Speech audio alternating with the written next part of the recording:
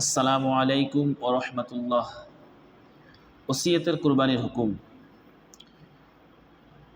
এটা আছে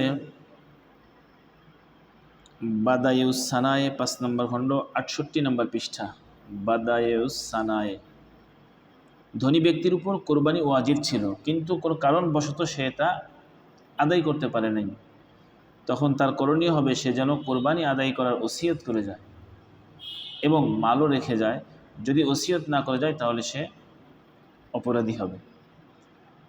তার যারা উত্তরসূরি আছে তাদেরকে এরকম বলে যাবে যে তারা তার পক্ষ থেকে আল্লাহর নামে কোরবানি করবে। এবং ওসিয়তের কোরবানির গোশতের হুকুম হচ্ছে মান্নতের গোশতের হুকুমের মতোই, যে গোশত ফকির মিসকিনকে সদকা করে দিতে হবে। মৃত ব্যক্তির ওয়ারিশগণ খেতে পারবে না এবং ধনী লোকদেরও দিতে পারবে না, যেহেতু এটা গরিব মিসকিনদের হক। যিনি ওসিয়ত করেছে তার ওয়ারিশগণ এটা খেতে পারবে না। এটা আছে ফতোয়ায়ে বাজ্জাজিয়া ৬ নম্বর খণ্ড ৩৩৫ নম্বর পৃষ্ঠা। আরেকটি মাসআলা, মৃত ব্যক্তির সম্পন্ন সম্পত্তি ১/৩ থেকে তার ওসিয়ত পূর্ণ করতে হবে। সুতরাং কেউ যদি কোরবানির ওসিয়ত করে ইন্তেকাল করে তবে তার পরিত্যক্ত সম্পত্তির 1/3 থেকে ওয়ারিশগণ কোরবানি করবে।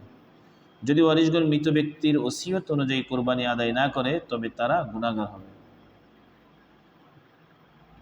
এটা হলো যিনি মারা যাচ্ছে, ওনার যে সম্পত্তি থাকবে তার 1/3 সম্পত্তি দিয়ে উনি যেগুলো ওসিয়ত করে গেছেন সেগুলো আদায় করা।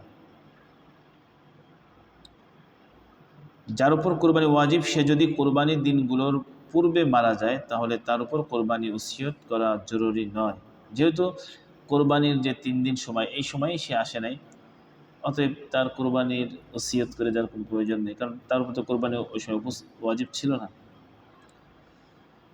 ওসিয়ত ব্যতীত স্বেচ্ছায় ওয়ারিশগণ মৃত ব্যক্তির পক্ষে কোরবানি করতে পারবে এবং এই কোরবানির গোশত ধনী গরিব কোরবানিদাতা সকলেই খেতে পারবে।